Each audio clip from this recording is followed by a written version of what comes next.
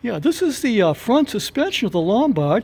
It actually has four springs held in place by 3/4 inch bolts, about a foot long. We found that those bolts were sticking way down below the spring, so they could bounce up and down several inches loosely. Terry sawed out the bolts, and we put in new ones, and we think we've solved the problem.